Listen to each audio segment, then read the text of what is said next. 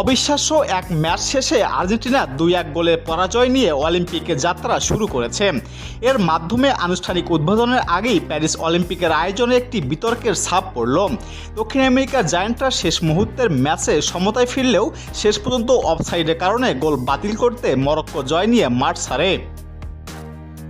ফ্রান্সের Saint এটিয়েনের group বির প্রথম ম্যাচে দ্বিতীয়ার্ধে যোগ হওয়া 16তম মিনিটে ক্রিস্টিয়ান মেডিনার গোলে আর্জেন্টিনা সমতায় ফিরেছিল। এ সময় তাদের খেলোয়াড়রা যখন আনন্দে মাতোয়ারা হয়ে উঠেছিল, স্ট্যান্ড থেকে সমর্থকদের বোতল ও অন্যান্য বিভিন্ন দ্রব্য নিয়ে মাঠ ভরে দিয়েছিল। এমনকি কিছু দর্শক মাঠেও প্রবেশ করেছিল। ঠিক ওই সময় রেফারি তাড়াহুড়া করে ম্যাচ শেষের বাঁশি বাজাতে বাধ্য হন। মাঠের উত্তপ্ত পরিস্থিতিতে দুই দলের ড্রেসিং রুমে ফিরে যাওয়ার পর রেফারি আবারও বাঁশি বাজিয়ে ম্যাচ শুরুর নির্দেশনা দেন। মাঠ পরিষ্কার করে প্রায় 2 ঘন্টা পর 3 মিনিটের জন্য ম্যাচটি আবারও শুরু হয়। ততক্ষণে অবশ্য মাঠ থেকে সব দর্শককে বের করে দেওয়া হয়েছিল। পুরো ম্যাচ পুনরায় শুরু হওয়ার সাথে সাথেই হঠাৎ করেই ভিআর রিভিউ মেডিনার গোল অফসাইডের কারণে বাতিল করে দিল মরক্কো পূর্ণ 3 পয়েন্ট নিয়ে মাঠ ছাড়ে। শুরুতেই ফুটবল বিতর্কের কিছুটা হলেও প্যারিস গেমস সমালোচনার মুখে পড়ল।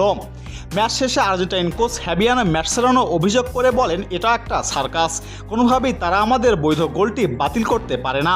ছোট টুর্নামেন্টেও এই ধরনের ঘটনা ঘটে না। এটা সত্যি হতাশার। অলিম্পিকের স্পিডটাকে ছাপিয়ে আয়োজকদের আরও মানসম্পন্ন আচরণ করতে হবে। দুর্ভাগ্যবশত এই মুহূর্তে তাদের সেই মান প্রকাশ পায়নি।